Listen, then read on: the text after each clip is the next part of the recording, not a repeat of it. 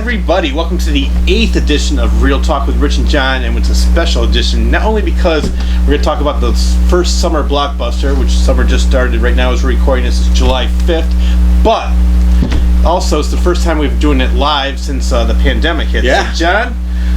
So Jon Bristol here. Yeah, we're in Elmwood Studios, his production studio, where he films all his movies. Yeah, this is where the magic happens. We call it the Natootie, so you're getting an insider's look at the Natootie right now. Thanks for joining us tonight. Yep. And we're talking about Jaws. The Jaws franchise. But right now, Jaws, we have to start off with that because that is the first summer blockbuster. Yeah. It was the first movie to make, I think, $1 million in $100 million. $100 million in the summer, and it took everybody by surprise. And we can talk about the trials and tribulations of that movie. Yeah. I mean, it took everyone by surprise, not just the audience and Hollywood, but even the people that made it were just blown away at how well it did. Well, which is great. I'm impressed. First of all, it was a book written by Peter Benchley, which I read the book. There's a lot more to it. And so what happened was Steven Spielberg and Carl Gottlieb, who wrote the screenplay together, they were basically making the movie up every day. Yeah. As they rented a cabin, and every night they would write a new scene and say, all right, this is what we're going to be doing today. Because there was a lot they stripped out. In the book, they had Mayor Vaughn was involved with the mafia. Hooper was having an affair with Brody's wife, and they were coming home every single night. Which I think the book to me was kind of boring. The movie was just non-stop action, and there was. I like the book a lot. Of course, I saw the movie first. It came out the year I was born, so I saw the movie first, and then read the book when I was in my late teens, early 20s, and I really liked it because it was a different thing. But it had so much. It was too much, like you said, so it got boring. You know, and I think the movie distilled it to what it needed to be. Yeah. One of my favorite things they cut was the affair, because that didn't move the story at all, and it made Hooper an unlikable character, and he's supposed to be likable. And Hooper actually dies in the book. Yeah, which I'm glad he didn't in the movie. I'm actually glad he didn't, because by the end of the movie, he was my favorite character. Like I think every I know that I was related to him a little bit, Yeah, no, that was. I remember I was 7 years old when the movie came out, so I read the book when I was 7 years old. There was probably a lot. At first, I didn't understand. As a 7-year-old, there was a lot that probably went over your head. But the best part is my father. The summer it came out, June 25th, 1975, I think it was. Yep, 75. And my father said, "Hey, I have two brothers. Do you want to go? You want to go to school tomorrow?" And we're like, "No, why? You want to go see Jaws?" We ended up seeing Jaws in the theater 17 times. Wow. And the best part is my teacher came up to me and says, "Rich, you were out yesterday. Were you sick?" "No, my father went to a ticket to see Jaws." And the next day, I got a phone call from the principal. My father's like, "I told you to lie! I told you to lie!" My mom did that when Last Crusade came out, speaking of Spielberg movies. I was 14. I was obsessed. I'm still in love with Indiana Jones. Yeah. But that, like, Raiders was the movie that changed me and made me really want to get into movies and all that, and made me obsessed about movies. And when Last Crusade came out, my brother was in the hospital. He was sick. My mom came out of the hospital and me out of school to take us there, but they came out on a Wednesday to go see Last Crusade. And I remember telling school, "I'm going to see Last Crusade today." Because I went to school for a half day and left to go see the movie. And I'm like, "Yeah, I'm going to the movies." And the other kids were like, "You just can't leave school to go to the movies?" And I'm like, "Watch me." I came in with a note to give to my home teacher saying, "I'm leaving, but my mom's coming at noon to pick me up."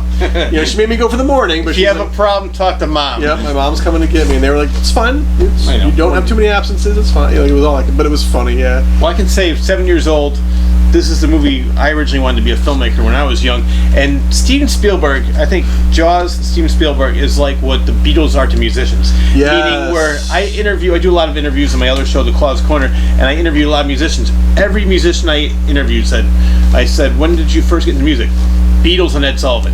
If they're of a certain age, yeah. Yeah, certain age. And if you're not of that age, you still have mad respect for the Beatles. Yeah. Because of what they did for everyone else, the people that influenced you. You know, like. But with Jaws, he was 27 years old when he first started doing this. He made another movie, two movies, Sugarland Express, but also Duel, which was a made-for-TV movie. I love Duel. That was a great movie. And it was. I like Sugarland Express too. I love Duel. Duel is a great movie. Dennis Weaver, and it's basically, you know what I love about this movie, because Richard Matheson wrote the story, and it's such a great story. Yeah, and it's basically he cuts off a truck driver. He's this meek guy. Yep. He's on his way to work. A traveling salesman or something. Yeah, and the whole story is truck chasing this guy down. And what I love about this movie, it never tells you who the truck driver is. You never see his face. You never see his face. Yeah. One time you see somebody walking in a bar. It might be him. It might be him, but you're not sure. And So basically, those were the only two things that he had under his belt, and they took on Joe and some TV. Yeah, we did a lot of Columbo. He did Night Gallery, which we talked about in a previous episode, where he directed something called was Rod Serling show, Night Gallery, and he had Betty Davis working for him, and she said, "There's no way I'm going to work for somebody who's 18 or 19 years old." I think he was 20 at the time. Yeah, and so Joan Crawford came in, and she said, "I'll do it," and she won an Emmy for that role. Yeah. But so he was. What I like about this story, I'm not sure exactly how true. So they said it's a lot of urban legend, but he snuck onto. He was doing some work for Universal. Yeah. But he was in the office, and somebody came in and said, "Oh, you work here?" I'm like, "Yo, what are you doing next?" And he saw something on a desk, and he goes, "I'm doing this right here." And that's. I think it's more urban. Probably legend. got Jaws. Yeah. That's urban legend. Yeah, because I'm in the 30th or 35th anniversary DVD. He talks about how he got it, and what it was is he had a secretary was reading Playboy, and the story for Duel was in there. Oh, I'm thinking about Duel, not Jaws. Never mind. Yeah, I'm talking about Duel. Well, do we have to do that next? No, but Jaws. That might be part of. I think. Yeah, I don't know if that's exactly how it went down, but I think it was the thing that was offered to him by Universal. Yeah. And so he was. But they didn't know that it was going to turn into this. No, because the budget went over, the time went over, like everything that could go wrong. Yeah, because what happened was and it worked in his favor because there's a documentary called "The Shark Is Not Working." The Shark is still working. The Shark is still working because they had 4 different sharks, and what they did was they took Bob Matty, who did 20,000 Leagues Under the Sea. Yep. He came to make the shark, and they never tested it. They put it in the ocean the first time. Well, they went to sit in a pool, I think, but not in the ocean. The ocean's a whole different thing. Yeah. Well, that's why I like the fact Spielberg said it's his ignorance and his stupidity and how young he was. He never ever would make that movie now because there's all the hell he went through. He still has nightmares about that movie. But the fact that that's what made the movie. There's 2 things that made the movie. One is the fact that they filmed it on the ocean. It looked so much more realistic. It was real. Yeah. But also the fact the shark didn't work, and he's a huge Alfred Hitchcock fan, so less is more. And it was less that movie. You look at other horror movies just in general, and you look at Friday the 13th, same concept. You don't see the killer really. You look at even the first Nightmare on Elm Street, you don't really see the killer a lot, and that makes it more menacing. Yes. And the reveals when you see that fin. Yes. Or when you finally see his face, you're just like, it's terrifying because you've been waiting this whole time, and no matter what you get, it's way more terrifying than what you were expecting. We've all seen a shark on video or TV or books, but when he's just throwing that chum out there and the head comes up, it's just... Which is a line that was improv by Roy Scheider, who played Chief Brody. We're going to need a bigger boat. You're going to need a bigger boat. Yeah. But they did and he did this very. I like how they mixed it in because they had Ron and Valerie Taylor, who were 2 Australians that filmed sharks for a living, and they filmed some live footage. They were going to use. First of all, they wanted. This is hilarious. The producers, Richard Brown, or was it David Brown, Richard Zanuck? Richard Zanuck. Yeah. They wanted to. Can we get a real shark and train it? It's like, no, you can't train a shark. It just shows what they knew about animals, though. Yeah, you can't. You train dolphins, so I'm sure it was like that same. If you didn't know anything about it, but we know about it because we grew up with Jaws. But what they did was that they used some real footage that Ron and Valerie Taylor took and one of the scenes was in the cage because they had a cage where the shark got tangled in the cage. Yeah, and they used that in the footage, and it looked like that Richard Dreyfuss. They used that for the footage with Matt Hooper, and they just had a dummy in the cage. Yeah, and they also did cage stuff with. They had a. I know this is the PC term, but they had with midgets. Little person. Yep. Little person. Sorry, I don't know what the PC term is. I've met midgets who hate the term little person. I know. Met midgets, little people hate the term midget. So you're short. Anyways, if you're offended by that, you shouldn't be watching the show. Or just put it in the comments and tell me what you want me to say next time. Exactly. And I'll still say the opposite because I'll forget. I personally, nothing offends us. No. And I don't think that's an offensive term anyway. But yeah, so they had a midget in the cage to make the shark look bigger. Even bigger, yeah, which is cool. A great concept. Yeah, but I think that the movie as a whole was just. I remember I saw it 17 times in the theater just that one summer. I was always looking forward to see it again. I watched the movie, I don't know, probably like at least 100 times. I'm 52 right now, and I've seen probably 100 times since then, and I still enjoy seeing it. They show it every year to drive-in. I'll be there to drive-in every year. I have it on actually I had it on video disc, which came out before beta, before VHS. We'd have to put it in like a record, then it would stop, turn it over, put the other side in, And so then I had the beta tape, had the VHS tape, had the DVD, had the Blu-ray. So I mean, I had the VHS tape, but I didn't buy it. I rented it from the local video store and copied it because I had 2 VCRs. Yep. So I would stop renting it. I was like, I'm just gonna copy it because we had 2 VCRs. I remember, like, I was probably a teenager at that point. Yeah. Then I remember renting it a few times, seeing HBO and all that kind of stuff. Then then I finally bought one because there was a 2 VHS tape set at one point. And it had like the movie. Then the second tape was like all these like extras. Bonus features. Now they call them bonus features. Yep. And I bought that for all that. And then when the DVD came out, I kept putting it off because I think the first DVD release was a full screen version. I think so, yeah. And I was like, I'm not going to buy a full screen version because they're going to put a widescreen out. And then I finally broke down and bought it for the 30th anniversary. I bought that one. And then when the 40th came out, because I had The Shark Is Still Working on it, it was everything that was on that DVD, and The Shark Is Still Working for the 40th anniversary, and I'm like, I'm buying that. And I think it took me a year before I finally broke down and bought it, but I bought it. And then I got rid of all the other ones. Yeah. I got the tapes disappeared over the years, but the other DVD, I remember I had a buddy who had never seen the movie, a guy who worked who had never seen Jaws. And he was like 28, he was young, but still, how do you... I know. And he was like a movie geek, too, and it was like, well, there's some movies he's never seen. He had never seen Jaws, and I was like, I'm going to give you my DVD of it. And he's like, you know what the community... I'm like, no, I bought the Blu-ray, I have this special... Here's my... And he was like, oh, then he came in the next day, and he was like, this is the greatest movie ever made. Like, he was flipping out, which is great. Yeah. He's like, I'm going to buy the other 3. I'm like...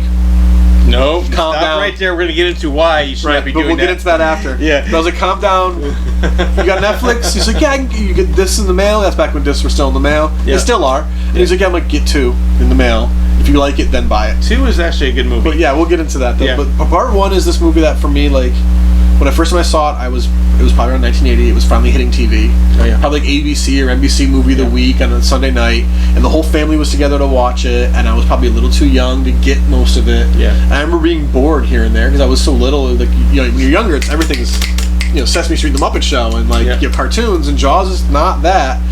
But then, as soon as they got on the boat to go into the ocean, that last 45 minutes of the movie, and even throughout it, there were scenes where I was like. But I was just kind of like, then I'd be playing with my toys, and something would happen, and I'd be like, yeah. But I remember like going to bed that night and thinking like, that's what movies for grown-ups are. I like movies for grown-ups. Yeah. Like and then I remember like maybe 2 years later, seeing it on like TV again, like HBO or Saturday afternoon, and just being like, this is like 7 at that point. I was 70s. I was a little more cognizant of things too, like you were when you first saw it. Yeah. And I was like, this. One of my favorite movies, and it's never not been. And as I've gotten older, it's reinvented itself. I'm sure you can say that too. As you got older, as an adult now, it doesn't really reinvent itself. But as a teenager, it was a different movie than it was when I was a kid. Mm-hmm. Well, I can remember. And then when I learned more about it, it became another movie to me. You know, like Well, I said I saw it when I was 7. And I read the book when I was 7. Yeah. I read the Jaws log when I was 8. So I mean, I was always like into it. But it was so funny. This is how it inspired me because, like I was saying, it made my brothers and I want to be filmmakers. We didn't know the word plagiarism back then. My brother wrote a book called Shark after Jaws came out. We built a wooden shark. We had a pond. We put. Oh, that's awesome. And we had a large. I want to say it was a refrigerator box, something like that. But we made it into a cage for my brother in there. Awesome. He almost drowned. But do you have that anywhere? You die for your art. Unfortunately, no. This was 1975. I know. So. Through the reels, though. We could. What we used to do is we used to charge 25 cents for the kids would come down from the neighborhood and watch you do it. Yep. Okay, like a play. That's awesome. And then when Close Encounters came out, I wrote a book. Surprisingly enough, it was called UFO. What? No way. So speaking of books, I know. Right, shameless plug. Shameless plug. Rich Cyr's book. Buy it now on Amazon. Link in the description below. Confessions of a Frenetic Mind. All right, back to the show. Yes, okay. So, but the movie was had a huge influence on me, and I gotta tell you a funny story. I was 7 years old, like I keep saying. The only thing that scared me was the Ben Gardner head scene where Hooper goes down. I can tell you my story about that too. I'll get yours first, though. No, okay. Yours first. So what happened was, I saw it the first time. I jumped. After that, this is I knew it was coming up. I go like this. Yes, I go like that. So, you know, let's fast forward a couple years. I love this story, how it all comes together. My parents live in Cape Cod, so they have it was filmed in Martha's Vineyard, so they have a Jaws festival. They did for a little while. So I went down there, took the ferry over to Martha's Vineyard, and I had a Jaws shirt on. And this woman came up and she goes, "That's a great shirt." I'm like, "Oh, thank you." I started talking to her, and somebody said, "Christy, all right, we're about to begin," because they had some of the actors there. They had Deputy Hendricks, who was a Jeffrey Kramer. They had some of the other locals that were. Because the movie. Yeah, they used a lot of locals. A lot of locals. A lot of them were there. Then one who played Sean at the time was there. Michael was there. The one who played the kid on the raft.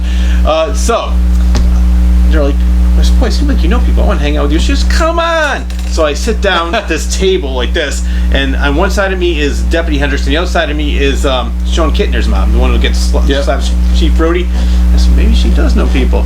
So afterwards, you know, the last ferry off the island to get back to where my parents lived was 9:30. I said, I'm not going to make it. Don't worry about it. I'll drive you. I have no idea who this crazy lady is. I said, yeah, you know what? I'm going to stay here for a while. So it's about 9:20. I'm like, oh my God, I'm not going to make it. She goes, come on, let's go. And she goes, where's my car? And I thought she was kidding. She goes, we're looking down all these roads. Where's my car? She finally found it. So I get back to the ferry at 9:27. She said, you know what? I like you. You got a great sense of humor. I want to keep in touch. Give me your phone number. Hey, why not? Yeah, right. So next morning she calls me up. She goes, do you know who I am? I said, no, not at all. That probably made it better for her. Yeah, and this is the best part. She said, you know the guy who played Ben Gardner? I said, yeah. That's my father. I said, your father scared the shit out of me. I said, it was like I confronted my fears. But there you go. It took me 40 years to confront my fears, but that one scene. That's cool. And before I listen to your story, I was mine's not as cool as that. But we're glossing over what made that scene scary and what makes a lot of movies scary. John Williams' soundtrack. Yes. The music in that movie and all his movies, he's the star of most of those movies, but that's what made that scene scary, because everyone's like, ooh. That music comes out of nowhere. The face is just creepy. But yeah, I was the same thing. I remember I was sitting in the living room on the floor watching Jaws, half paying attention because I was 5 years old and in and out of it. And I looked up and I remember my parents were like, you don't want to see what's going to happen. Like they were telling me and my brother, like, you're going to get scared. And then the face comes up, and I remember I just went like face down to the ground, like ooh, ooh. And then like a couple years later, when I was watching it again, it happened. I forgot about that. You know, I remember there was a scene that really made me jump, and I couldn't remember where it was. And then when it happens, I remember like that's it. Like I go, that's been in my head for 2 years, and now I remember. Like it was like I'd see that when I closed my eyes, I'd see that face. I couldn't remember where it was from. See the movie again, it's like oh. And then even as an adult, when it comes up, I'm like ooh yes, it's coming, because you're still like waiting for it, and the music hits, and you're like oh there it is. Well, you know what Spielberg used to do, I'm going to ask you if you do this too with your movies. He said he used to go into the projection booth and watch the reaction of the audience. He went to see, and I would love to do it, because I'll tell you, I remember I went with my mother and father when the shark jumped up on the boat and got Quint. My mother went, ah! She screamed, and she would fly and almost off the back of the seat. I mean, it was that really didn't happen a lot before. I mean, there were some scary movies like obviously Psycho and things like that, but that was one of the first movies where it's just like it was. People gave real reactions in the theater. Like really got reacted. With my movies, I usually sit in the back row. And just listen to how people are reacting, or I'll sit like behind the screen. Mm-hmm. There's no real projection booth the way we do it, but like like I'll sit and try and listen, just to gauge where people are showing interest, and if they're laughing, great. If they're not, whatever. Or even like the case of Head, the first screening, I sat like towards the back and just listened and like took it all in, and people were laughing at the right parts, we're joking at the right parts, we're gasping, and I'm like, it's like okay, good. And then there were things people like laughed at that I didn't think were funny, and now I'm like, now I get why it's funny. Like it took me to say, oh yeah, that is kind of a funny line. Plus the puppet in a horror movie, some things are funnier than than they're supposed to be. Then there was a couple things that were like, when we shot it and edited it, I didn't think they were super creepy. Then people watching it are like, ooh, like they're getting a little creeped out. I'm like, oh, that's a better reaction. So yeah, I do like to do that. I don't like watching the movie. I watch the people. That's telling you more. Spielberg had a great story where he said somebody went running out in the middle of the movie into the lobby. Oh my God, they hate my movie. And he went to go puke. But the reason what happened is he was so afraid of like one of the scenes in the movie. I think it was the Sean Kittner on the raft. Just ran out into the bathroom and started throwing up. And like, oh my God, what's going on? People hate my movie. And it was just because they were so freaked out. It affected him. Wow. That's crazy. I haven't had that happen yet. I did have some people walk out of a movie once, but that was fine. See, but you and I talked about this before. I used to do stand-up comedy, and there's no you can't make everybody happy. And I don't try to make everybody happy. And if I'd rather have a bad reaction than no reaction at all. Right. If somebody goes, I'm just sitting there like stone face, that's worse than somebody going, you suck. That's what I'd rather have people either hate it or love it, because that middle of it's like that's. There's no passion with either way. Yeah, because you cause an emotion. Yeah. So if you hate it, that's fine with me. But there weren't really a lot of people that hate. That was one of the first movies I can remember where it wasn't until a couple years later when Star Wars came out. But before that, I don't know anybody who doesn't like Jaws. Like I know people who don't love it, but everybody I know likes the movie, and that's a testament to how well made it is, and that the story still stands in a day of cell phones and 30-second movies and things like that. Jaws still can stand the test of time because the story is so solid. And that goes back to the book, really. I mean, I know the movie is very different, but it goes back to that structure of the novel, but it also the structure of Steven Spielberg's storytelling style. There's a reason why he's still a successful director 50 years later in his career, because he's a great storyteller. It's funny that you mentioned storyteller, because there's one scene in the book, the shark just gets tired from all the barrels and just sinks to the bottom. It's Brody's straining his eyes because of the salt from the ocean, and he just watches the shark sink to the bottom. In the movie, obviously, I don't think it's any giveaway, he gets blown up with the oxygen tank. Peter Benchley said, "There's no way that's plausible. Come on." And so Spielberg said, "I have him for an hour and 45 minutes. Trust me in this. This will be the best 15 minutes." And so they went to the premiere. After the shark was blown, everybody stood up and cheered, sat down. The credits came back up. Everybody stood up and cheered again, sat back down. After the movie was over, Benchley said, "You know what, Steve? I'll never ever doubt you again." He goes, I mean, Peter Benchley was behind that movie from day one. He was in the movie, but he didn't like the ending. That ending, And he was doing. I understand you wrote it. You have your way of wanting it, but at the same time, it's a movie, not a book. If a movie has a dud ending like that, people will review the whole movie based on that kind of bland ending. So you want to make sure that you have an exciting ending. Great ending for a book. Not because you can envision it yourself. You see him looking down. He's like, "Oh my god!" But in a movie, you want a little. Oh yeah, no, I mean like especially after almost 2 hours, you want something. I mean that shark's been terrorizing the whole town of Amity for almost 2 hours, and when he just blows him up, Yeah, I love that movie, man. Like this is but it was one of those movies that made me want to make. When I hit like my teen years and saw it again, like that was one of those movies that's up there with the movies that made me want to make movies. Because I was like, because even like that style movie, there's a lot of slow moments of character and things like that. And that was like that's the stuff that was really interesting to me. The shark stuff's amazing, and I love all that, of course.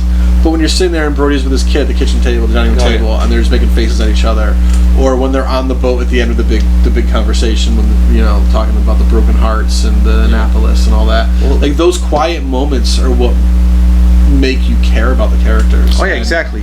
And you mentioned the USS Indianapolis scene. Quint, played by Robert Shaw, originally wrote the whole thing, and he said, "You know what? I'm gonna." He was a writer too, by the way. Yeah, he was a screenwriter. And he said, "I'm gonna get drunk because that's what my character's supposed to be." He was so drunk they really couldn't get anything done. There was like nothing was usable. So that they brought in this other guy named John Milius who did Red Dawn. He did Conan the Barbarian. Great writer and director. Yeah, he did a lot of great things. One of my former guests was in one of his movies, Don Cody.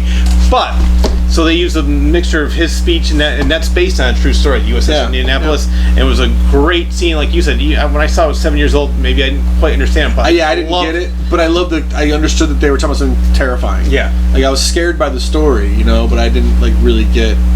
I didn't know it was true either. Like that was based on true at that age. Then you find that out when you're older, and you're like, holy shit. Well, I remember at the time my father had a book on that, and I was I am an avid reader. I've always have been. So I mean, I was 7, 8, 9 years old reading all this stuff, and I remember reading the real story of the USS Indianapolis right after Jaws came out. I think they maybe re-released it, so I did know a lot about it. But then again, since a lot of it probably went right over my head without realizing it. But what made the character so great is that the filming, Robert Shaw resented Richard Dreyfuss with a passion. Yeah, he did not like him. Because Richard Dreyfuss was this young guy, really didn't have a lot of credits under his belt. And he was getting all the girls, and he didn't really take it. He was a lot more flippant. He didn't take it seriously, but come on, he was 26, and he was taking the job seriously, but not as seriously as Robert Shaw was. And Robert Shaw actually, I think it was him. They wanted, I think it was Sterling Hayden they wanted originally. Oh, okay. But what happened was he owed money, and they had to send him back to I want to say Robert Shaw or was it Sterling. One of them they keep sending him back after he was done filming. Might have been Robert Shaw, because he owed taxes to wherever he. Oh really? Yeah. So he would film the scenes. But what happened was that everybody on this, there was so hard to film that movie because they're filming on the ocean. They get it all ready to go. And all of a sudden the cameras would shift. Yeah. And then this is a day before CGI, and you couldn't digitally erase things. Yeah. There'd be a sailboat in the back. They'd have to wait for it to move because they couldn't regulate the ocean like that. And then they would start filming again. Also, you see the sailboat coming back in. There's with Richard Dreyfuss, there's a great on one of the documentaries that's on the DVD or Blu-ray. Not that Shark is still working, but one of the other bonus features. They're interviewing all the cast and everything, and Dreyfuss talks about how he had turned Jaws down. Yeah. And then he said it was going to be Turkey of the Year. Yeah, he thought it was going to be like the worst movie ever, this and that. And then he was being honest. He's like, I'm not going to do it. It doesn't look like a good idea to me. And then he was in another movie that he said, this movie's going to make my career. This and that. I can't remember the name of the movie now.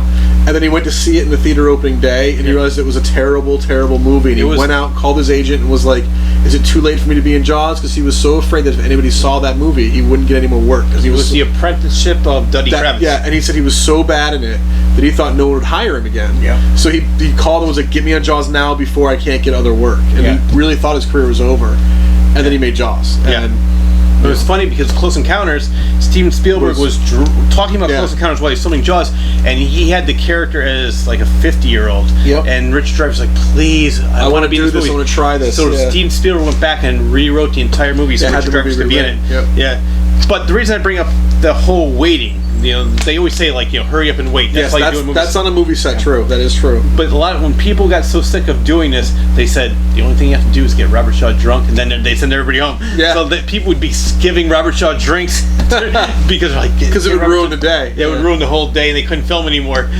That's funny. And this is the.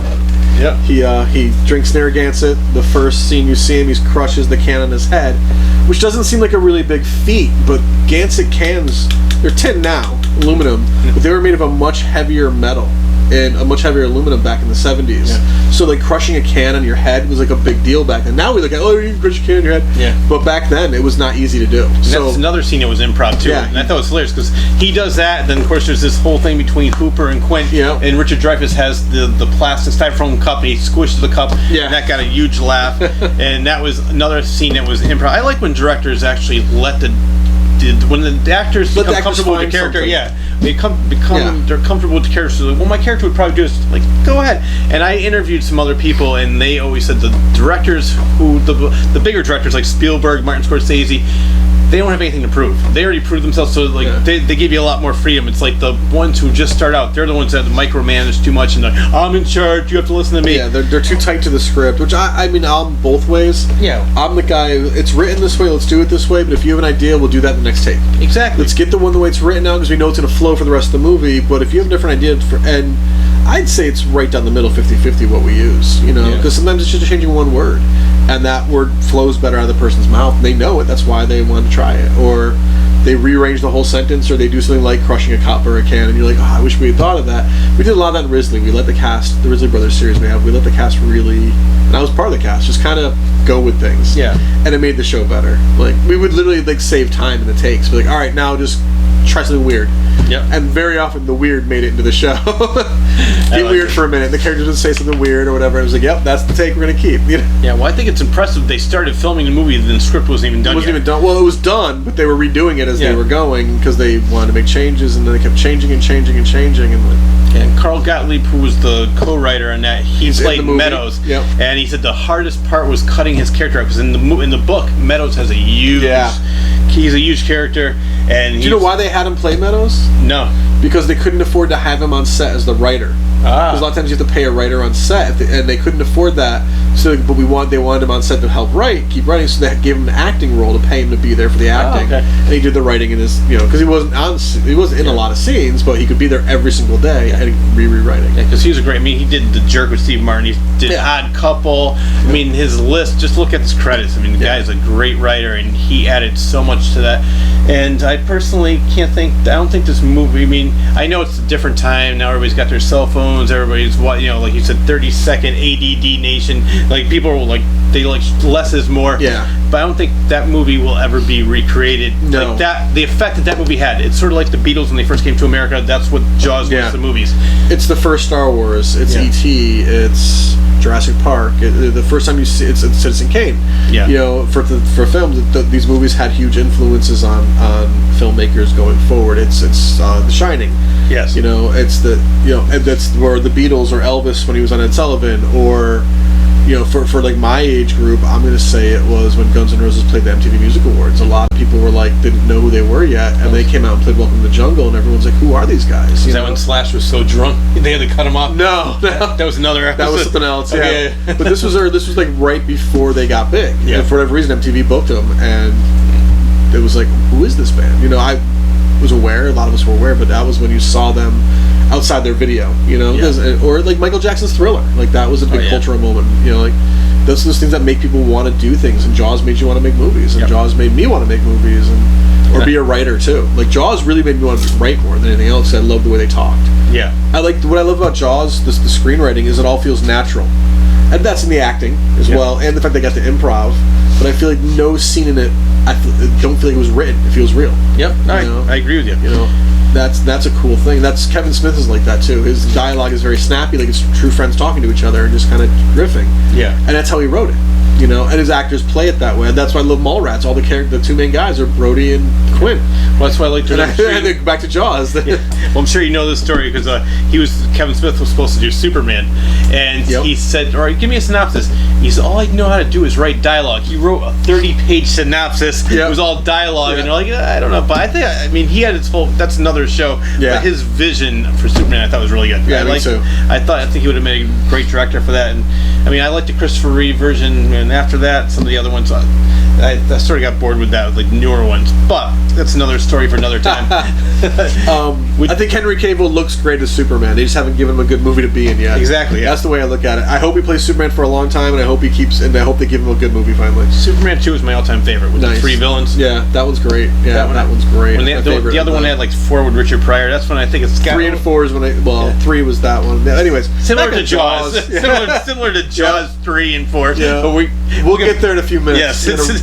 We're still savoring the good Jaws before we get to the bad ones. Like I know, like the movie had all these problems. Obviously, it's well documented. We don't need to go over that for an hour and a half here because the shark wouldn't work.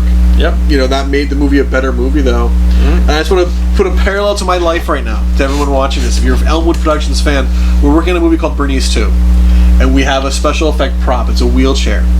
And the thing keeps crapping out on us whenever we go to film. And I thought of this today because I had to go to the wheelchair was custom made, and then we had a custom design to make it electric to be our remote control car. And I had to go to the hobby shop today because one of the batteries burned out literally. Oh man! And as I'm driving to the hobby shop today, I was like, "This is my Jaws. This is my puppet Jaws movie." This is because nothing wants to go right for it. The wheelchair's like on the table over there right now, and like it's half taken apart and everything, and they didn't have the battery. So we're another delay in our film, but that's okay because it's gonna be awesome when it's done. But I was just the parallel to Jaws. I was thinking about that today. I'm like, wow, this is even on the little tiny scale that Elmwood is. We can have the same kind of problems. Well, and sometimes, I mean, I talked about this with other things. Like sometimes the biggest obstacles you have to go through that ends up being your best work. Yeah, and like I look ahead. We purposely when I wrote the script, the first draft. My buddy Joe Calvo, who did help me with the second draft, he really was like, I feel like you wrote Jaws. And I was like, I kind of did. He's like, because you don't see the killer till the last 15 minutes. And I'm like, yeah, I kind of did that on purpose because Jaws is one of my favorite. I want to make Jaws and Evil Dead in one movie. Oh, like the Cabin in the Woods horror movie without all the supernatural elements necessarily, but the kids go camping with that classic Friday the 13th and Evil Dead, but with a Jaws element for the killer. Well, at least you weren't as obvious, like me with Shark. But what killed me is when my buddy reads it and the first thing he says is, "This is Jaws." I'm like, yeah, they're on to me. Already. But what's funny is no one else caught it in our crew for the longest time. And we were shooting it, and I think Ricky was like, "Was this really a lot like Jaws?" I'm like, "Yeah." And he goes, "That's awesome." Like he was, so that was good. I always say there's a difference between completely ripping off and paying homage to. Oh yeah, and it was definitely inspired by the concept of not showing the killer till the end. And people had done it before. People did it. It was Friday the 13th. They didn't show her till the end either, and things like that. But it was definitely a good Jaws element because we built it up. You saw his hand. You saw. You and I talked about this. We've 8 episodes. Every time I bring up, I love character development over. Action. Yeah. I mean, I love action and it makes the movie flow, but if you don't care about the characters, who cares what they're doing? Yep. Who cares about the action? If you don't care about the characters, who cares what they're going? I know. There's like when we brought this up, the Evil Dead remake. It was a good horror movie, but after a while, I'm like, who cares? I don't know its characters. Well, the problem, the only characters they really gave you any interest in were the brother and sister, which were the two main characters for sure. But it was like the other characters, I didn't care if they lived or died because they were just kind of there to be killed. Yep. I mean, that's the point. I get it, but like you didn't get enough interest in them. Where the girl Mia, the character was named Mia. By the end, I was rooting for her. I cared about her. You know, like she was struggling with something and she was beating it, and it was great. Yeah. Like, but it wasn't. With Jaws, you care about her. You Mayor Vaughn is evil personified in the movie. You know, he opened up the beach at any cost. He's a sleazy politician who only cares about money. Yeah, but then you care about, like, you know, Hooper, Quint, and Brody. Yeah. And Brody's afraid of the water, and he's the one who becomes the hero. It's such a great movie all around. And we got to talk about the casting, man. Roy Scheider. Yes. Perfect. And you know who they wanted originally? Charlton Heston. And it would have been Charlton Heston. Well, that's what they said. They're like, Charlton Heston was bigger than the shark. His name. So they said they want less known actors. Which Roy Scheider did a lot of movies before that. But he wasn't like an A-list big name. No. I remember when he said he was introduced to Spielberg, he knew he was going to be in that movie. Like, he just knew it. He'd heard about it. He was introduced to Spielberg, and like he just knew it right then and there. He's going to be in Jaws, and it's going to be a great movie. Like he was the guy who had that feeling, which is great. Yeah. He was perfect for that role.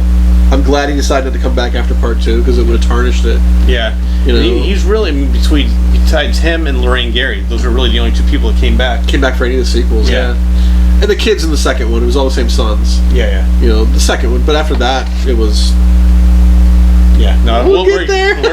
We're gonna have fun with the sequels. We have 5 hours of film, right? So God, to record a 5-part episode of Jaws for one good movie. No shit, for 1.5 good. No, the second one's good. No, the second one is really good, and that's. I mean, we won't get into that yet, but wasn't that one of the first sequels? Like where I always say like the sequel-itis happened in the mid '80s. Yeah, Jaws 2 came out in 82. No, Jaws 3 was 80. No, you're right. So it's Jaws 75. 80. Was it 80? I'm pretty sure it was 80. Check your book. We have a little book here. I'm sure it's in there. Well, it's on. Let me put my glasses on. Let's see. I want to say it's either 79 or 80. We have this great new. Actually, hold on. I have a better. Here we go. I'll look at this while you do that. Yeah. We'll see. This just came out. It's apparently full of mostly tabloid type information, but great pictures. Check it out if you can. And Legacy of Fear, page 1978. 78. Okay. Okay. So, and part 3 was what? Jaws 3D. Just so Jaws 3D. Jaws 3D. 3 dubs. Well, let's see. I'll tell you in a second. But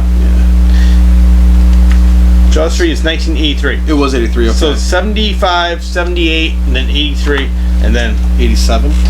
Yes, 87. That one. So we're still in 75 though. 75. You know, doesn't get a lot of credit. Well, he does, but he should get even more credit. Is Joel's. He was the production designer. He designed the shark. There was so much thing. I met him several times. Yeah. At these Jaws fests I go to, and it's his girlfriend. Remember the part where she's like, shark. Yeah, after the kid with the fin. That was his girlfriend at the time, and he was like, come on, I want to give her a part in the movie, and so they brought her on. He was dating her at the time, but he did a lot of work in that movie. He helped get the cast. He did the location.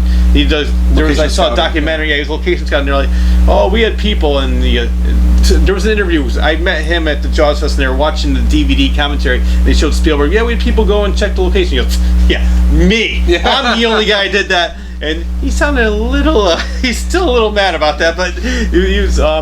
He's another one. He was 20. What impressed me is the age. He was 27 years old. Spielberg was 27 years old. Richard Dreyfuss was that age too, and such a young cast, such young people behind the camera, the behind the scenes thing, and have to have much responsibility for that kind of money and that kind of production. Yeah, it was a big deal. Which Universal, who put the film out, wanted to scrap the movie because they were so over. It was supposed to be like maybe like a 30-day, 40, 60 and days. It ended up being like over 100 or something. Yeah, over 100. Yeah, and that's Universal a lot of time to make a movie. I'm gonna tell you that right now. Yeah, like that's a lot. The producers said, give him a little bit more time. Give a little bit more time.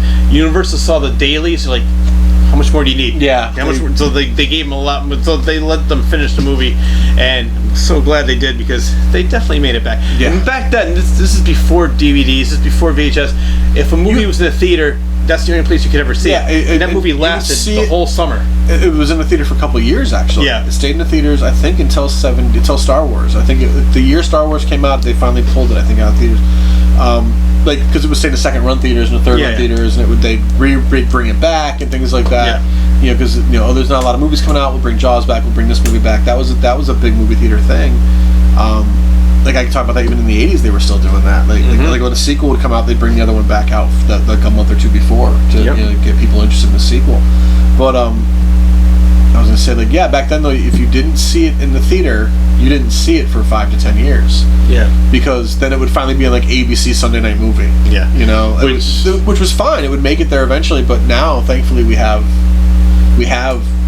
DVD, we have digital, we have streaming, we have all these things where you can get a hold of a movie anytime you want, which is, we're lucky. I look at it that way. Oh no, I love it. And it was the invention of the summer blockbuster. You know, that movie made Hollywood focus all their money on the summer blockbuster. You know, summer's the blockbusters, the late fall is your Oscar bait.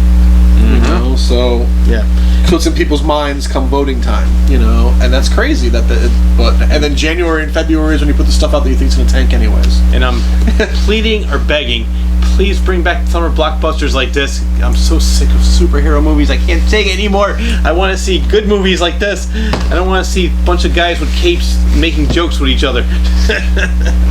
It's, you know, like the 3 movies that would have been 3 of the biggest summer blockbusters in the past 10 years all came out in December, which blew me away. The fact that 3 new Star Wars movies, the last 3 Skywalker films, all were released in December, and I think Disney did that on purpose to try and change the tide. Yeah. And say that movies are movies. Was put them out and just... And they worked. I mean, the movies all were huge successes because of what they were. But if that was a new movie, it wouldn't have done that well in December because it just... But I love the idea of, like... I love the summer blockbuster concept. Yeah, yeah. Some of my favorite movies are, like Jaws or Raiders of the Lost Ark. They're summer blockbusters, you know, but... A good movie should come out whenever, is what I'm trying to say. I just love the fact that, like, almost every movie Spielberg did, well, he and his best friend George Lucas always had, like, first it was Jaws, then it was Star Wars, then it was Raiders of the Lost Ark, which they did together. They did together. But then it was Jurassic Park, then it was another one. So and they still work together because Island did everything for the Spielberg. Yes. Island did so much for Industrial Light and Magic. And Spielberg, yeah. And it's funny because, like, they're even when they weren't directly working together, they were still in cahoots. And I was watching Poltergeist not too long ago, and E.T. Not too long ago, and you see all these, you know, Star Wars characters. You see Star Wars bed sheets and the action figures, and the Yoda face, and they always threw little nods to each other, which is cool. And had they, I don't think they met until after Jaws came out. No, I got a funny story about that. They met after Jaws came out. No, they knew them. Okay. No, that's right. I read George Lucas's biography. That's right. George Lucas broke the shark. The shark was in the studio, and they're like, hey, I want to see how this is. He put his head in there, and the thing fell. He's like, let's get the hell out of here. Yeah. So no, they were friends even back before when he did. I just finished reading his book, the book about him that Brian J. Jones wrote, the biography that came out a couple years ago. Yeah. And they talk about the college years. They didn't go to the same colleges, but they knew each other even then. But they didn't get tight till after college. Yeah. It was the whole American Zoetrope era. They got to know each other. Yeah. The funny thing was they were all buddies. Scorsese, George Lucas, Steven Spielberg, Brian De Palma, and I heard this story. Milius was one of them. Yes, John Milius, who wrote the Indianapolis Scene, or some of it, but most of it, I think. By the time it hit the screen. Yeah, that's what I heard. But I heard a story about this, and I asked several of the actors who played in this movie, the movie Carrie. I said I met PJ Soles, I met Nancy Allen. I said, rumor has it that Steven Spielberg was looking for a date, so he would go on the set trying to ask out all these girls, and they're like, wait, that's true. And so Brian De Palma's like, yeah, come on. And what happened was that's how he got Amy Irving. Yeah. Amy Irving, that's how he met her and married her. His first wife, or second wife. First wife. And then he married Kate Capshaw. Kate Capshaw, yeah. But... so I was joking around Nancy Allen, like, I bet you missed that Schindler's List money. She goes, no, I'm happily married. She did fine, I'm sure. Yeah, she's acted forever, so she's doing fine. But yeah, I like the fact that they all hung, all these they were buddies. Directors there, but there was really not a lot of time. They helped each other out all the time. They promoted each other. You know what's great when you look at their films, they all made very different movies, so there was no way they could hurt each other. You know, like there was Scorsese, Raging Bull, Star Wars. Scorsese would have never made a science fiction movie that was good. It's not in his wheelhouse. George Lucas could have never made a gangster movie. No. Jabba the Hutt's as close as he gets. You know, like and Spielberg could have never done like a Star Wars, really. You know, he's more grounded. You know, like his fantasy stuff is E.T., his fantasy stuff is Jurassic Park, but it's based on Earth. Even his alien movies, they came to Earth, we didn't go to them. Yeah. You know? Like Close Encounters is probably one of my, growing up, that was one of my, Jaws was my first favorite movie. 2 years later, Close Encounters was my all-time favorite movie because I just loved that movie. Oh, that movie is awesome. Yeah, but again, it's all grounded in the story. Great story, great cast, and just brings the story to life. And I think that's what made this movie so great. It's not the special effects, it's the lack of special effects and the great characters and the great acting, and you care about them. And John Williams' music, like you said. John Williams. That score. Like John Williams was scoring since the '60s. Like he was doing film scores in the '60s. But for me, and I've kind of in my life gone back and listened to a lot of his work because I'm a fan. I used to buy all his albums. Jaws was when he became the celebrity film score guy. Yes. That's when he became Hollywood's go-to guy for any big crazy movie. And that's how he ended up doing Star Wars, was because of Jaws. Star Wars, E.T., Jurassic Park. I mean, it goes on. And Indiana Jones. Yeah. And every time you hear the theme, you know exactly what it's from. Superman. Superman, yes. I love how Richard Donner always said when he heard the music, he just heard ba ba ba ba ba. He didn't. Superman. It sounded like the music was saying Superman. And it's true. John Williams has this way of getting in your head. Dun, dun, dun, dun, dun, dun, dun. It screams adventure. Just how simple this is. Dun, dun, dun, dun. And then one of the DVD things they talk about John was how he played it on a piano first for Steven Spielberg. And Steven was like, I don't get it. Yeah. He's like, you'll see. And then they played it with the movie, and he was like, now I get it. Yeah. It took us because it was so simple. I know. But it picks up, but that simplicity at the beginning is the mindlessness of the shark. Yes. There's no brain in that shark. I think one of his the best score from him in that movie is when they're out in the ocean and they're chasing the barrels, and the music it's is like chase music almost. I almost want to get it it's like chase music. Yeah. I love it, and that's for somebody to move you like that. The music definitely, and every movie that he's ever done, I used to buy all the soundtracks. My brothers and I, he'd buy Star Wars, I'd buy Close Encounters. My other brother would buy Jaws. We had all of them, and I actually downloaded the best of John Williams, and I listened to it. I have a bunch of the CDs still. I have a couple of records. I don't have Jaws, I had the CD at one point. I don't know whatever happened to it, but I gotta buy it again. I have a handful of his albums, though. They just put out a box set a few years ago of all the Spielberg stuff. And I have the box set of the Indiana Jones ones, which is, if you can ever track it down, you like Indiana Jones movies, it's worth it alone. It's 5 discs. It's the 4 movies, expanded versions. And then there's a 5th disc that's interviews with Williams and Spielberg and Lucas with unreleased tracks that were in the movies but didn't make it on any of the CDs. Okay. And they talk about the song. It's really cool. It's worth it if you can find it. I don't know if it's in print anymore, but I'm glad I bought it. Yeah. I want to go back to Indiana Jones for a minute because we were talking earlier about how the good directors who are confident have let the ability of the actor decide what should happen. Indiana Jones, I know you know the story. They're like, oh my god, how are we gonna? We have to wrap this up really soon. What are we gonna do? And there was a scene where he had a sword and he was gonna fight him, and Harrison Ford said, why not just shoot him? So the reason why he did that is he was so sick. I don't know if you know that. Everyone on set got sick from the food, except for Spielberg. And Spielberg was only eating canned food that was brought in from the U.S. Everyone was over there in Egypt or in Tunisia eating the food, and everyone got sick in the same time because they all ate something. And Harrison Ford was going to crap his pants. He even admits it. He was ready to shit his pants. And they had this whole big fight. They had rehearsed, they had choreographed, and he was like, "Can I just shoot him?" And if you watch this scene, Harrison Ford looks like he's had enough. That's what makes him, because he's had enough because he's sick. It's not just acting. He is like. And they were like, let's just do that. And I know it. I'm almost positive there was talk that they were going to go back and shoot it again, but with the big fight scene. Yeah. And then they watched the dailies and they were like, no, we're using. Yeah, it wasn't just because he didn't want to do the big. Not because it's the part of it was because he was ready to do it. But he was sick. He's like, can we just do a take right and just shoot him? Yeah. And everyone was like, yeah, let's try that. And it just and it worked. And it worked so well because it was just so funny. Because this guy comes out of nowhere. There was no as far as the story goes, there's no reason for this guy to come out of nowhere and want to fight Indiana Jones. He doesn't know the guy. The guy just shows up for an action sequence, and instead of just I'm not dealing with this right now, just shoots him. Yeah. And it actually makes I was saying I think it was in the last episode we talked about how Indiana Jones isn't always the nicest guy. He kills people in cold blood, and that's a great example of it. This guy didn't. Yeah. He was going to come out with a sword. I'd shoot his ass too. But Well, I love the serials that was based on. Yeah. The serials of the 40s, the 20s, 30s, and 40s. Yeah. And I'll give you an example of one for our younger audience. So they would show the short in a theater and before a movie. Yeah. All of a sudden, say at the car they're having a big fight. The car goes off the cliff. next week. Come Stay back tuned. next week. Yeah, it was like watching TV now. And then next week you come back, you see the car that's going off the cliff. All of a sudden the guy jumps out of the car and the car goes off the cliff. So that's what those movies were based on. And had you keep coming back every week to continue the adventure. So you watch Indiana Jones, the first three specifically, really, they follow that mold where there's always one adventure after another, and he just barely squeaks out of them all. Yeah. He's the most ineffectual hero in Hollywood because he never gets the prize. Yeah. You know, he always goes home empty-handed, and he always squeaks his way through it. Jack Sparrow is totally influenced by him. Oh yeah. Because Jack Sparrow is more bumbling, but he's the smartest guy in the room, but no one knows it. Yep. But he makes his way through it just by chance sometimes. So it's him and Keith Richards. Yeah. Those are the two that were his biggest influence. Well, I just mean the look and the feel, but I mean just the fact that the character did those things was totally. Anyways, back on Jaws. Yeah, no, back on Jaws. Jaws. We can talk about movies. Yeah. Any kind of movie. Jaws made us both love movies, made us both want to make movies, which is cool. But 45 years later, we're still talking about Jaws, which is great. Young people are still getting into Jaws. And unfortunately, we mentioned Jaws 2 already. That's a great sequel. It's very good.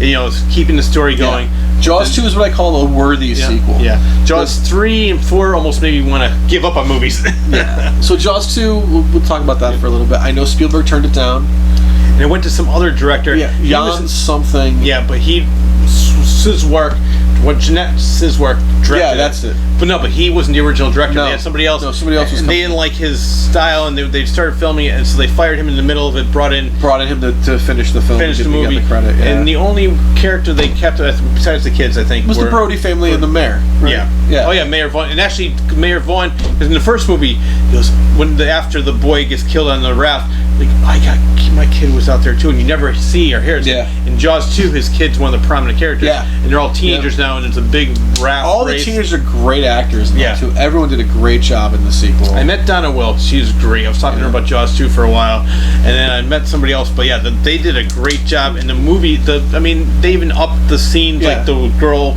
The helicopter scene was great, and also the girl on the water ski. Yeah. They upped the horror element. Yeah. You know, they upped the kills and all that, which is what you do in a sequel, I guess. Yeah. But it was still a really well-written movie. I know Spielberg didn't turn it down because he just didn't want to do a sequel. It wasn't anything about the script or anything. He just didn't want to do a sequel. That's smart. And I also know that he went back to do the second Jurassic Park movie because he did the second one and with Universal as well. And he did that. I remember seeing an interview with him where he said that he did that as a thank you for not making him do Jaws 2 because he was contractually obligated to do Jaws 2 and they let him slide out of it. So when Jurassic Park 2 came up, he was like, "Yeah, I'll do it because I owe you one." You know? Yeah. And it's an okay movie. Yeah, no. But Jaws 2 is like I'd call it a worthy sequel because it doesn't take anything away from the original, and you do build on the characters a little bit, and that's important. Like a sequel that doesn't go anywhere for the characters if you're using the same characters, like that's bad. The fact that another shark comes is kind of corny. Yeah. Like if I was to make a Jaws 2, I would move to the West Coast and have just a whole new movie about a shark that's killing people. It'd have no relation. I know. It would be like an anthology film at that point. Every time it's just Jaws, they call it Jaws because it's a shark, you know, like it would be an anthology film. They'd have no relations to it. Like it would be like, you know. I don't even want to get into Jaws the Revenge. We're going to talk about that later. But there, yeah. But Jaws 2, like I said, the kids are all great in it. I think that's what really makes the movie good for me is because the teenagers in it, they were well written, well performed. I can't think of the kid's name, but the one who's in Christine. Yeah, he is so good in that movie. Yep, I know exactly who you're talking about. The kid with the glasses. Yeah, he did a great job, and they were all good. And some of them went on to bigger and better things after Jaws, but for some of that was that was their biggest movie. Yeah, and you know what? If I only did that one thing, I'd be pretty happy with my career. Yeah. Right. I mean, Roy Scheider came back and him and Lorraine Gary played his wife. Yeah, they came back and they were both great in it. I mean, she didn't have as much to do in that one. Yeah, it was definitely. She has a lot more to do in some of the sequels. And you know, Roy Scheider went on for an amazing career too. Oh yeah, you know, what? Let's talk about this a little bit because some of the movies that Jaws influenced are hilarious. There's one called Great White, or called The Last Shark. And if you all right, let's just say the main character's name is Peter Bentley. Yes, Peter. He's a writer. Oh, Peter Bentley. And Vic Morrow, who's a great actor. His daughter is oh my God, she's the one who played in Single White Female. She played in one of the last Quentin Tarantino movies. Jennifer Jason Leigh. Jennifer Jason Leigh is Vic Morrow's daughter. But anyway. Oh really? Yeah. I think I've seen this one. Yeah, it's great. It's so hilarious. I mean, Vic Morrow does a great Quentin. It's such a blatant rip-off that Universal had to have them take it out. It was an Italian movie starring James Franciscus. I have seen that one. Yes. I have it on video. When I was around 85, 86, it was before Revenge came out. So mid 80s, there was 2 video stores in Elmwood where I grew up, Video Galaxy and Videoland. Yeah, Video Galaxy 5 and Videoland. And Videoland was right in downtown Elmwood, and we'd go in there to rent movies, and they'd call my parents' house and be like, "This is ours. Is it cool?" Like, and yeah, it's cool. And I went through that like phase of trying to rent every Jaws knockoff one summer that I could find. And I remember that was one of them. There was another one that was like, it wasn't Piranha, because Piranha's awesome. I love Piranha. Joe Dante did that movie. It wasn't Piranha. It was another shark movie. And it looks like Hulk Hogan, the main character. No, it was way before that. There's another one. Yeah. Jaws knockoff. The guy looks just like Hulk Hogan. Like Hulk Hogan. Yeah. I don't remember the name of this one. All I remember is it was the R-rated one they called my parents to check in on, and I got it home, and my dad answered the phone, and if I got my dad, he was like, "Yeah, I really love my dad." My mom would have been a little more. Yeah. I don't think my mom was home or something, and I remember riding my bike home, going to the living room, and my dad went outside. He was a mechanic, so he went outside to work on somebody's car or something. So he was always working on cars on the weekends. And I put the tape in, and the first 10 minutes, it was like 30 topless women. Yeah. And I was like, I thought this was a shark movie, but this is so cool. Because I'm like 10 years old, you know? And the whole movie was just like women getting their tops ripped off, like every other scene. And then like their arms ripped off by a shark. And the shark was literally like a puppet. Oh, yeah. Like a guy in a giant rubber puppet suit, like making the mouth move. It was so bad. Yeah. But it was one of those times where I'm like, wow, people can get away with this shit? Yeah. People paid money for this? Like I just paid $4 to rent it or whatever it was. Like, well, I think Italian in Italy, correct me if I'm wrong, but they don't have the right. They can rip off movies. Like there's a movie called, his name is Lucio Fulci, which I love his movies, but he has a movie called Zombie, which is a blatant rip off of Night of the Living Dead. I think that it's not a there's a copyright thing. It's they can get away with a lot more. It's you know, like we were talking about earlier, you can be influenced by and not rip off, and that's, you know, and Zombie is so just far enough removed. Yeah, copyright laws are stricter now than they were then too, though. Yeah. Like now, no, they don't have the MPAA over there. They don't have that either. So they can get away with a lot more on screen of gore and all that. Yeah, this was definitely an American film, the one I'm thinking of. That was or Canadian, I don't know, but they were definitely no accents. It was definitely made by Americans or Canadians. Well, Great White is probably my all-time favorite. Great White or Last Shark, it's called. This has two different titles. Okay. Yeah, but that's one starring James Franciscus as Peter Bentley and Vic Morrow as the best Quint ripoff. But they, like I said, Universal pulled it out of the theaters. Did they release it, or they? Yeah, I saw. So Universal actually released it. No, Universal didn't release it. Universal yanked it. It was an Italian movie. Had like a lawsuit to get it out of the theaters. Yeah, because. But I said, you know what? People know this isn't Jaws. They're not. Nobody's gonna get this confused with Jaws. But I guess like they, I don't know. To me, it was a fun movie, and if you have a chance to check it out. But I'm sure there's plenty of other knockoffs. But those two, the ones I can't remember the other one, but those are like my two favorites. Yeah, the only one I really remember, I know I've seen that one, but is the one that really stands out is the boob one, because it was just like, this isn't even a real movie. That was the thing that like blew me away. That it was just an excuse to get like young models together and get their boobs, and then they do bad blood gore effects. It was like. And what's funny is now, as you know, like you go online and you can go on all these streaming sites and all that, and anybody with a video camera can make a movie now, which is fantastic. It's good and bad. But then you go on these streaming sites to watch these movies, and so many of them are so poorly made, and it's like, wow, this is the 2010, 2013, 2020 version of that stupid movie I saw when I was 10 years old. Because people are doing that; they're ripping off bad movies and doing bad version, but just to show boobs and gore. Yeah, and it's like, I think there's anything wrong with that. No. It's have a story though, you know. Like, give me a story, give me some acting, you know. But back to Jaws 2 for a minute, I guess. John Williams didn't come back to do the score. I don't think. I'm not sure about that one. I'm pretty sure somebody else did the score, but of course, they always use this theme. Yeah. I don't think he did the score. I'm gonna look it up. I thought he did. Handy dandy internet. But because he was that could be right. He went right with whatever Spielberg was doing at that time. He was with Spielberg and Lucas, so maybe. Yeah. We might take a break in a minute, bathroom break. But let me check this first. Chrome, Google, ever popular Google, Jaws 2 soundtrack. Type in score. It's shorter. thumbs up first, by the way. I just want to point that out. Oh, John Williams did do it. I thought so, yeah. Okay, you're right. Yeah. So there we go. So Jaws 2, thumbs up. Yep. Not as big of a thumbs up as 1. Nope. But I think it's a worthy sequel. Yeah, I was not disappointed, and I know, like, for me who saw Jaws 17 times in the theater, for me to say, wow, this is good too. I've only seen it once in the theater, actually. Once at a drive-in. No, Jaws. At a drive-in. I never saw Jaws 2 in the theater. Oh, okay. I only saw Jaws at a drive-in 10 years ago, 15 years ago? Maybe? No, it had to be like 15 years ago, yeah. So that was the first time I saw it in the theater. I can tell you the popularity. In 2010, when the first time they showed us at Southington Drive-In, where we live in Connecticut, the line, there's two adjacent towns. One line went all the way up Southington Mountain into Wolcott. The other one went all the way down to Hubbard Park in Meriden. I got there, I couldn't even bring my car in there. I just brought my chair and sat in the front because but I love the fact that a movie that's like at that time like 40 years old. 30 years old at that 30 point, yeah, 30 years old is 35, still bringing that kind of crowd in.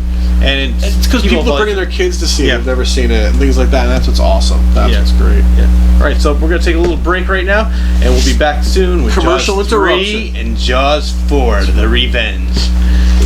And now for stormy waters and Jaws. Try to fish out what's in the jaws of the shark without removing the wrong piece, or the jaws will get you, and you're out. Water Games and Jaws from Ideal. Hey, hello, Plink here. Are you looking for some advice in love? Are you not sure how to build up your confidence? Do you still need to learn how to tie your shoes? Well, the doctor is in. That's right. Elmwood's own doc is here and in session. Look both ways before you cross the street. Don't be a racist piece of shit. Hey, if you're gonna get wet, always wear your rubbers. Brush your teeth at least twice a day. And wash your hands. So, are you looking for advice from someone with almost as much credibility as any other doctor on TV or the internet? Because now's your chance to get it. Email the doc at doc@elmwoodproductions.com, and if he uses your question, you'll get a really cool Elmwood t-shirt. Perfect for washing your car with or cleaning up spills in the kitchen. Don't forget, folks, the doctor can cure what ails ya. The doctor isn't a real doctor of any kind. If you haven't figured that out already, you're beyond our assistance anyways. That's true. Got a real problem? Get a real doctor. That's no joke. Want to get some laughs? Come see the doc. Yeah, right, Eugene. Anyway, make sure to include your mailing address with your questions so we know where to send the shirt. So email the doc at elmwoodproductions.com to make your life better. You can't promise that kind of thing. Yeah, this is the internet. We can do whatever we want.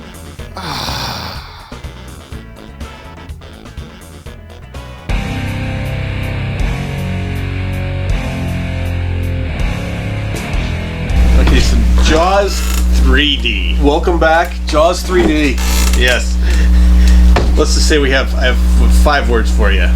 Leah Thompson in a bikini. Actually, 7 words. In 3D. 8 words. 3D's 1 word. Yes. There it is. That's all you need to know. That's all I need to know about Jaws 3D. Jaws 3D. Leah Thompson in a bikini. Take a look at that picture right there. That's my new favorite Jaws. You're welcome. You are very welcome. It's almost as good as Howard the Duck. Yes. Which also had Leah Thompson. So that's why I'm saying it. Anyways, so that's Jaws 3D. Moving right along to Jaws. The Revenge. Which stars Lorraine Gary, who played Ellen Brody. She was the only one left. Michael Caine was in this movie. And Mario Van Peebles. Yes. And the kid from Last Starfighter, Lance. What's his name? I'm not sure. I know who you're talking about. Yeah, beard. Yeah. But all right, so the premise of this movie is she moves to Bermuda to get away from the Cape Cod. Well, one of her sons is there. Yes. As he's an oceanographer, or I think it's Sean. Yeah, Sean is there studying sea life.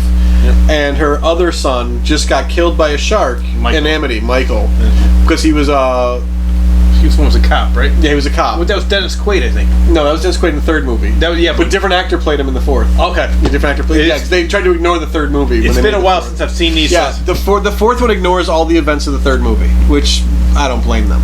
But I'd like to ignore all the events of the 4th movie too, personally. So the son dies. He's a cop. He gets killed by a shark. So Elaine Brody decides to go live with her other son to get away from it all. Now, why? Why does her son get killed by a shark? Bitch, explain to me why her son gets killed. I'm trying not to. Out of nowhere, in the middle of the night by a shark while he's on a boat. On a boat, I might add. Because the shark is getting revenge because Sean's father killed somebody in the family of the shark, the papa shark. So now this shark is getting a revenge for avenging his father's death.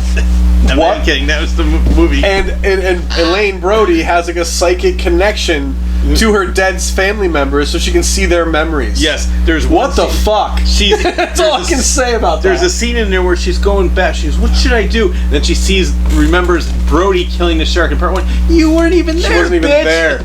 It was the only way they could get Roy Scheider in the movie. Was to show a flashback. That was it. So the best thing is Michael Caine, esteemed actor. He's been in so many great movies. He basically said, "The only reason I'm doing this movie, I know it stinks, but hey, I get to film 3 months in the Bahamas. Why not? And get paid to do it. Get paid for it." He missed out on winning his Academy Award for Hannah and Her Sisters because they wouldn't let him leave the set to go to the Academy Awards because they were afraid he wouldn't come back.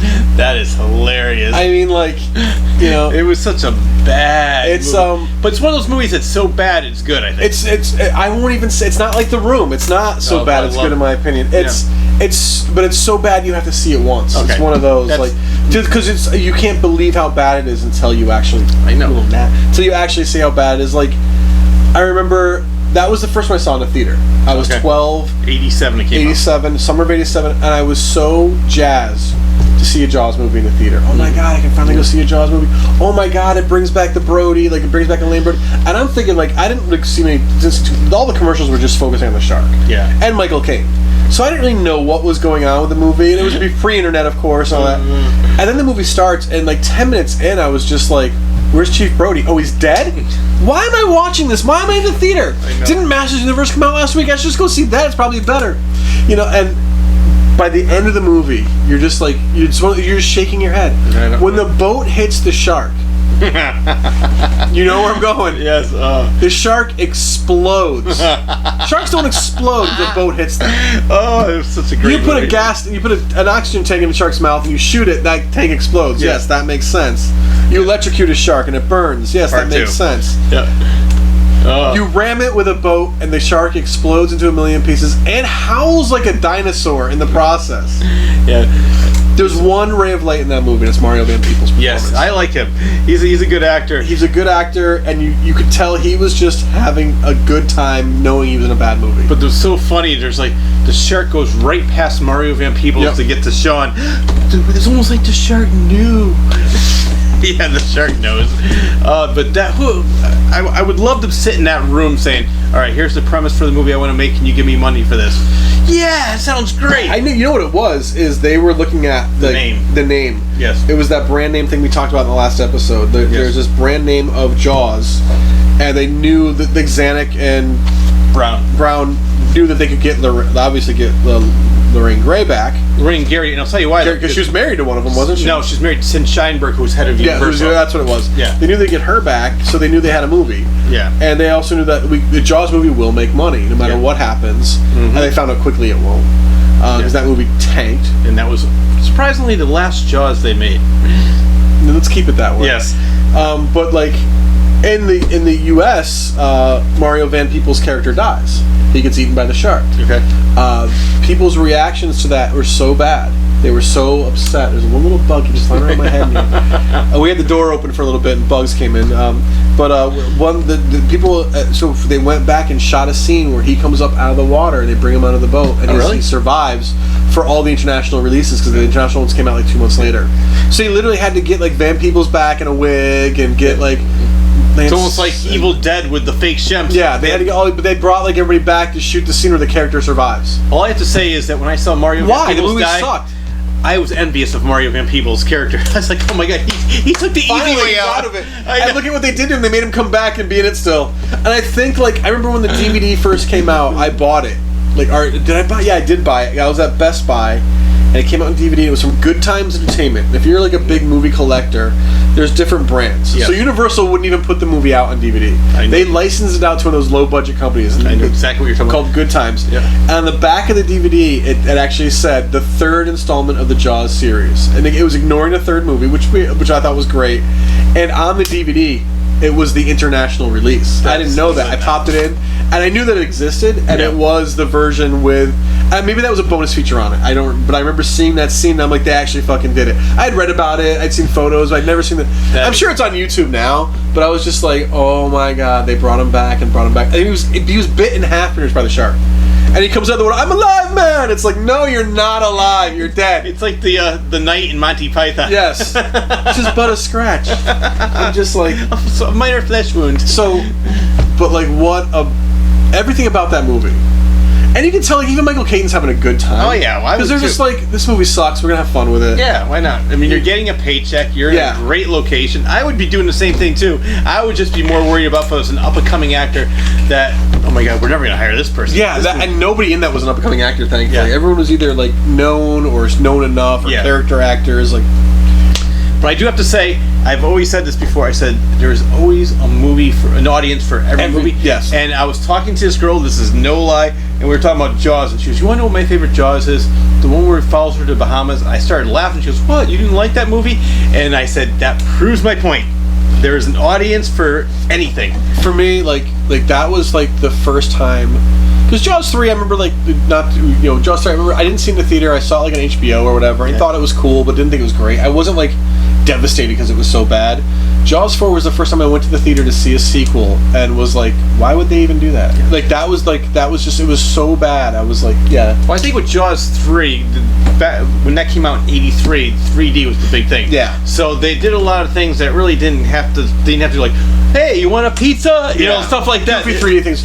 Which don't take it away from you as long as you know that and you watch it without the 3D, it's okay. Yeah. But what killed me, though, was... Where's Friday the 13th in 3D? Love that one. Richard Matheson wrote Jaws 3. And that kills me because he's the guy that wrote Duel, which we talked about earlier. He wrote What Dreams May Come. He wrote I Am Legend. He probably this is the movie we want to make, you put the words to it. That's probably why. It probably wasn't an original idea of his. I hope. I have a feeling it wasn't. I have a feeling that they had like the SeaWorld concept. And he wrote all the great Twilight Zone. Yeah.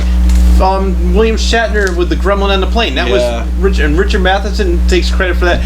I know there's some people that will say I do not want my name on there. I'm surprised. Richard Matheson, the same thing. He's known as a great writer. Everybody knows who he is. He's like whatever. I don't care. Yeah, you can't win them all, I guess. But Jaws 4 was that movie. The first time I was really like in a theater. Like I'd gone to see movies in the theater and been disappointed, but never a sequel. That's when it hit me that sometimes these things are made for money. Because like when I was growing up, when you were growing up, even like movie sequels happened because the movie was so good you wanted more. Yeah. You know, they didn't just happen because it made money. Jaws: The Revenge happened because Jaws, the first 3 movies, made money. It wasn't just to make a cool movie. Oh, yeah. And that was the first time I saw it as a cash grab. You know, like none of the Star Wars movies were cash grabs. No. You know, they made it because they had a cool story and they wanted to keep doing it. Rocky, same thing. Indiana Jones, Rambo, even because I love Rambo. Yeah. Even the last one was good. I haven't seen Last Blood yet, but I want to. But really, like they were never made because they wanted to like make $1 zillion. Yeah. They wanted to, but they were made because they had a cool story to tell. Yeah. You know, where this movie was just made to get people's butts in the seats to make money. Yeah. There was no heart in it. That's what it was. Jaws 3 at least had a little heart. There was no heart in Jaws 4. Yeah, and there was no heart, no plot, no the characters. It was just there was nothing to this movie at all. There was an unofficial Jaws appearance in a movie though. Did you know that? And I did not know the remake of Piranha. Oh, okay. You're right. The opening scene. Yes. For those of you who've seen the Piranha, never seen Jaws, go back and watch Jaws now. And Richard Dreyfuss. You understand why Richard Dreyfuss is in that movie because he's playing. Hooper. Hooper. I want to say Donner. He's playing Hooper. I did forget. Well, unofficially playing Hooper. Yeah. You know, like which I like. I mean, I love the original Piranha. Joe Dante did that. Who did Gremlins? But I think who did the remake? I don't remember. Anyway, but whatever. They did a great job of paying homage to it. Fun movie. Yeah, too. Exactly. It was, and that was another one. I think was in 3D. It was 3D. Yeah, so it was just a fun movie. That one, check out. Yeah. Way more fun than Jaws 3D or Jaws 4 put together. Oh my god. Yeah, I don't. Jaws: The Revenge didn't even have Leah Thompson in a bikini. I know. That's all you need for Jaws 3D. Leah Thompson in a bikini. Check out that picture one more time. It's nice, isn't it? Let's just pause on that. All right. Anyways, Marty McFly's mom. Don't get too weird. Too late. But yeah, so this is. I think we pretty much covered everything there is about Jaws. One thing I want to talk about Jaws was a memory I have. Okay. When I was a kid, we had a game. Yep. And it was a shark. I do remember that. And it had an elastic band in its mouth. I had that. And you had to put a fishing reel inside. I think it was a fishing reel. And pull things out of Jaws' mouth. It was similar to Operation. Yeah, but it was all before the jaw would snap. Yes. And it was about this big, like 8 inches maybe bigger. I remember it being like that big. And I remember like my brother had the toy, and we'd play that game constantly, and I would just get, and I was like 3-4 years old, because Jaws came out in 75, the game probably came out in 75, 76, Yeah. so I was like 7 or 8. I was like, and we had that thing, and that was like a staple of games in my brother's bedroom. We always played that game forever and ever. The rubber band would break, we'd flip out to get into the rubber band, all the little bones and soda bottle things that came out of his mouth, all the garbage, the tires. I thought that was the coolest game. Just wanted to bring that up because there was so much cool merchandise. That's kind of where I was going that's with it. a great point, because Star Wars, we talked about in maybe one of the previous episodes, where George Lucas took a cut in the movie To keep the merchandise rights. And people are like, "Are you crazy? Nobody buys merchandise." So Jaws actually was one of the first movies I can remember where they started selling merchandise for the movie. Heavily. In Star Wars, you had the book, that huge Yes. book that you own that book, or the Jaws. Yes, Jaws Log with Carl Gottlieb Yep. wrote. It's great. It's one of the best Yep. making of a movie ever written. Because he was there on set every day. So Yeah. he wrote this great book about how a movie was made. And then they made the Jaws game, they had the Jaws clothes, Jaws poster books, they had Jaws, I mean, like, Oh, yeah, I used one to of have the the DVD sticker book. documentaries, one of the DVD documentaries covers all the merchandise. Oh, really? It talks about how, like, it was the precursor for Star Wars in Yeah. a lot of ways. That was- and Planet of the Apes were the precursors for Star Wars, but really Jaws gave Lucas that concept of, merchandise is where it's at. Yeah, and I love the fact. I mean, I just like John. I had all the Jaws toys, and that was one of my favorites too. That was the only one we had, but I had that one at the game. I had the. we had a game. It was a board game. Yeah, too? board game. Okay, I had the board And game. then we had a sticker book where you take the shark and put it in there, and you put Chrissy on top. Oh, neat. Yeah, there was a lot of cool things. But we had. I remember in my house we had the board game, that game, the book. That was it. Yeah. Which I was lucky I feel like because it was something else. at the Jaws Fest, the Christy, who I was talking about before, Ben Gardner's daughter, introduced me to Carl Gottlieb, and he gave me a signed copy of the Jaws Last. I told him I lost mine. He goes, here. He took it from me. He goes, let me sign that. So, I got to tell you one more story about the Jaws Fest. Yeah, This is yeah. hilarious. You went to it. Tell I a bunch almost of forgot stories. about We got this. time. Yeah, so I was after, I was sitting when I sat there, and I was like, Deputy Hendricks on one side, Sean Kittner's mom on the other. I said, I'm walking out, people are asking questions, and somebody goes, "Hey, can I have your autograph?" I'm like, I had no idea who they thought I was. So without even skipping a beat, I said, I would never disappoint my fans. Give me a pen. I signed a big R and a bunch of squiggly lines. I have no idea who they thought they were. That's they're showing great. their friends. Go, oh my God, I got his autograph. Whose autograph? I don't know. I thought you knew who it was. But yeah, so let's just say that. Maybe they'll watch this and be like, "That son of a bitch." The only piece of merchandise I had was years later. McFarlane Toys put out like a Jaws diorama. Yes, I don't have that one. But I had that. I don't know what happened to it. That only came out maybe 15 years ago. Yeah, I remember that because I love McFarlane Toys. And since 2001, I've moved like 9 times, so it just disappeared somewhere in there. The thing I love about this is this will be forever. Yeah. This video. So this is to all the kids out there. Don't make the same mistake that John and I made. Keep every piece of merchandise that you have, because I threw out so many toys, so many great things that would probably be worth thousands and thousands of dollars. Well, yeah. But Play with your toys. Yes. I can't. Toys are meant to be played with. Open the box and play with them. Yep. If you really want to keep it safe and think it's going to be valuable, buy 2. Exactly. I have 3. I have you can't see it here, but there's a shelf full of toys above us. They're all open. Yep. I do have 3 toys in the studio that are unopened, but they're sentimental, and that's why. Yeah, no, I agree. Buy 2, but even if you only buy 1, even if it gets broken, keep it, because people buy. It's like, oh wow, look at this is the collector's edition. He has a broken, missing leg, so people will buy anything. So just do not throw anything. Or just keep out. it for yourself. Yeah. But I wish I saw the Jaws game. Out of all that stuff, I wish I had the Jaws game, because that was just the shark itself. I would use that with my other action figures. I'd take it out of the box and play my G.I. Joes and have Jaws attack them, and when I got Indiana Jones and Jaws would team up. Jaws would try to eat him in the ocean. But well, speaking, it was just a shark I would use. Speaking of G.I. Joe, like I was telling you earlier, my brothers and I ripped off Jaws with shark. Close Encounters with UFO. What I did was, there's an episode of The Twilight Zone, I think it might have been written by Richard Matheson, starred Telly Savalas. It was called Talkie Tina. Oh, yes. And I was like, hi, my name is Talkie Tina, and I don't like you. Yes. So what I did was I had those big G.I. Joe dolls back when they made the real big ones, and I'd say, hi, my name is Talkie Joe, and I don't like you. We would put on shows for the kids, and then unfortunately I think it was that show where everybody complained to my mother and they wanted their quarterback. But you can't win them all. No, exactly. It's a tough audience. Everybody's a critic. But yeah, I had a lot of good times growing up, and a lot of these movies, it made me become more creative.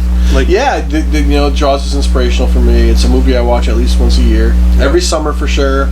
It's a movie I go back to for comfort too, which is nice. Talking about like how, things make you feel good or feel inspired. Jaws is one of those movies that like no matter what's going on in my life, if something's bad, something's whatever, I can go pop Jaws and it's a mood changer. Mm-hmm. It'll make me feel better about things, or like just because it's it just means so much and I have so many good memories tied to it. Oh yeah. And the sequels didn't tarnish those memories, which is good. Actually, I have fun memories of especially Part 4. Because I hated it so much, and it was that first time I was in a theater hating a movie that much. Through the home, I remember going back to it. I was in the theater with a friend of mine and his little brother and his little brother's friend, and we were so jazzed to see a Jaws movie. And you're at that age where, like, no matter what it is, you're gonna like it because you're 12. No matter what if it's the character, you're gonna like it. And we were just like, this is garbage. And we're looking at people around us, and they're all doing the same thing, like. And when the shark gets hit and explodes, half the audience cheered. I remember, like, they cheered. It was like, yeah, finally the shark got it. And the other half were like, me and my buddy, and we're like, what just fucking happened? Like, we got it right. It was like when the car blows up for no reason in Phantasm. But at least there's like demons involved and shit like that. Okay, the car blows up. And they did it for fun. Yeah, but it was also the same thing the first time I saw that movie, though. I was like, why'd the car really blow up? Why'd the car blow up? Then you look back and you can logic it out because it's part of the movie. But with this, sharks don't blow up. Yeah. Cars can blow up. What they were trying to do is recreate that magic from Part 1 where the shark blew up and hopefully get that same audience reaction. And they got like half of it because people were just like, I think maybe those half people were just cheering because it was fucking over. Yes, I was just going to say that. It's like, yeah, the end. But Jaws, man. Spielberg, thank you, Mr. Spielberg, for directing that movie. And thank God for being young and stupid, because if you gave up on that movie, I don't know if you'd have the career that you had. No, that's true. There might have never been Schindler's List. There might have never been Raiders of the Lost Ark. There might have never been E.T. or Jurassic Park. Always.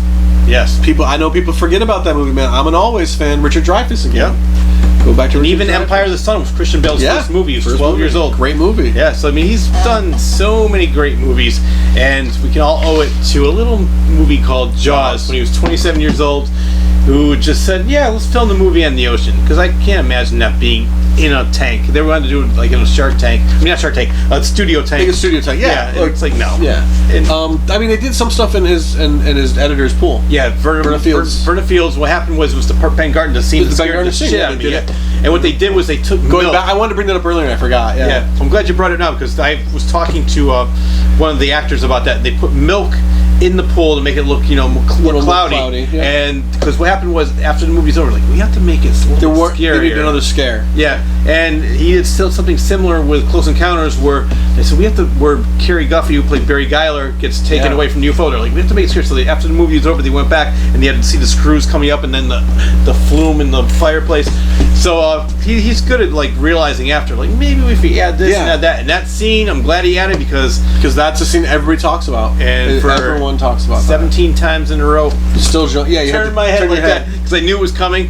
And thanks to Spielberg and Mr. John Williams for that scare. Yeah. And Verna Fields for your pool. Yes.